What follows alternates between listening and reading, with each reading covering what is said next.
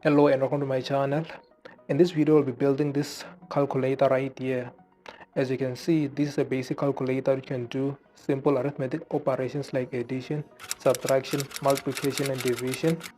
This is a good way to practice your HTML skill or learn some basic HTML, CSS and JavaScript concepts. Most coding tutorials show you the code only, but in this video I'll be explaining so that at the end of the video you will not only be able to build this JavaScript calculator yourself, but you'll be able to understand the code as well.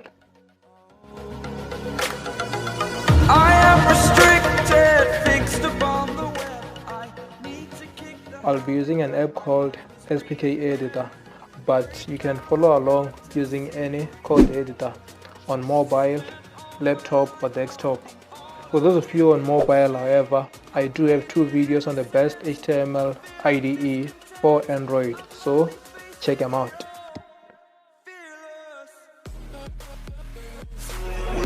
Let's get started. Now the first thing to do is to open up the SPK editor, and then we're going to create a new project. We will not be using a framework, so we'll select no framework and we'll give it a name.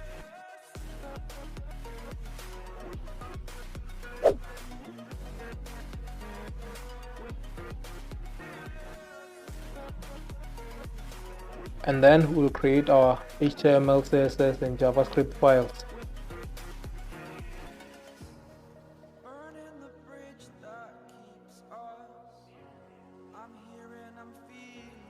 I'll just give it a title of calculator, and then in the body we'll create a div called box to house our entire calculator in, and then I'll create another div, and then we'll call this one display for the display. This is where our numbers will appear as we type, and then we'll create an input using the input tag of type text. We're going to give it a size of 18 and it's going to be read only. This will allow us to input text on the input, but it will not allow us to edit it. The next thing to do is to create a div for our keys.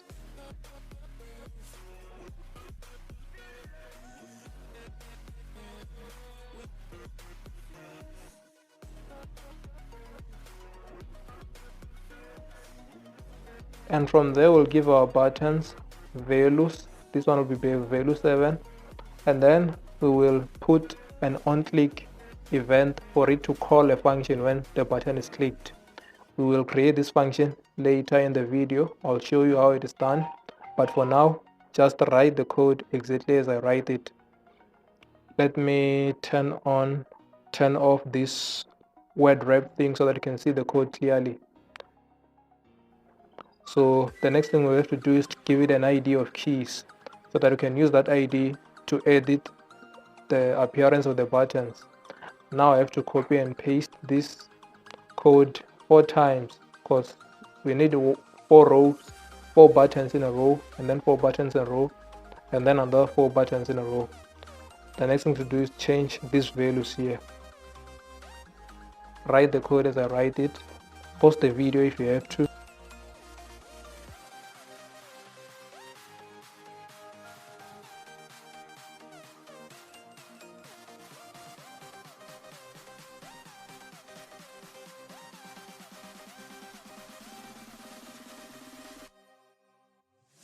So I'll just have to copy this 4 times to create the 4x4 rows of button.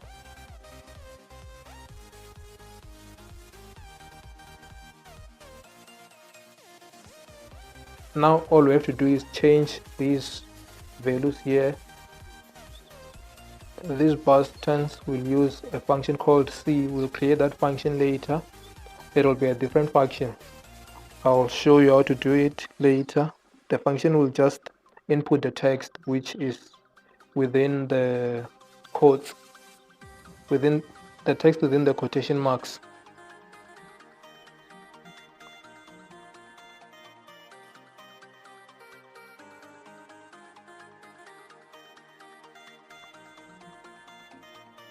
Now this one is going to be multiplication using the asterisk, and then 4, 5, 6.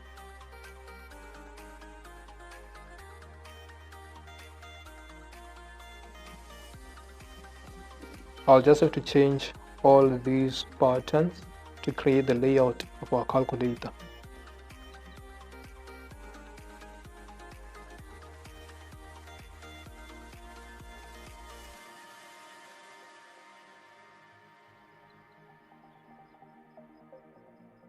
Now that's perfect. This is how our calculator looks. Now we've got a basic calculator. The only thing we have to do now is to add functionality so that when we press the buttons it works. We'll do that first, and then we'll do the styling with CSS. So let's write some JavaScript.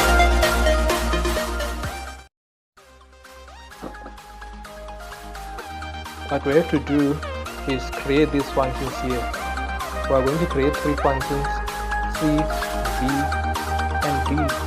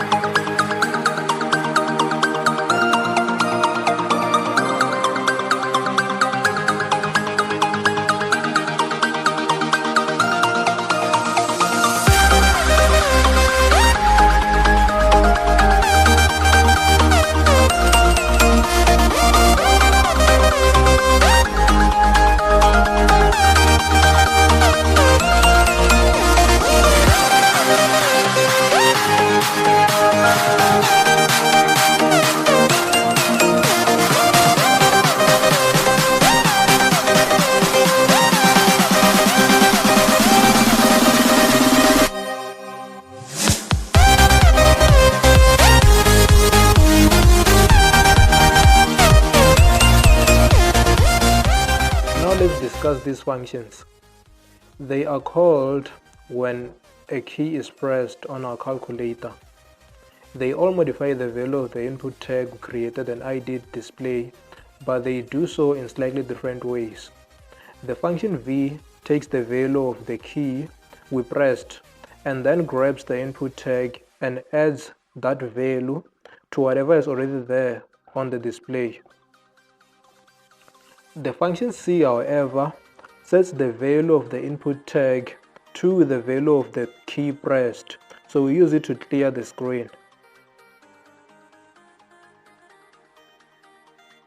The function d is probably the most complicated, but it is easy to understand as well. We use try and catch within this function. These are keywords that are used for exception handling or error handling. If there is an error running the code in the try block, then the code in the catch is executed. We will just call this function and pass in the value error. In the try block, we are grabbing the input tag and setting it to the value of the expression that is currently on the display or input tag. We get that value by passing this expression through the evaluate function. And this function is the one that is used to evaluate our expressions and write them to the display. So it is called when the equal sign is pressed. You may have to watch the video a few times and write the code a few times before you get it. So follow me on GitHub to get access to the source code. And as always, if you like the video and the content this channel produces, consider subscribing to join us.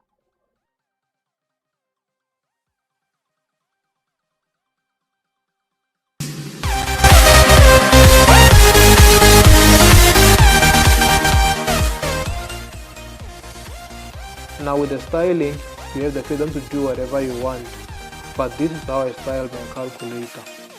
Thank you for helping me reach 150 subscribers.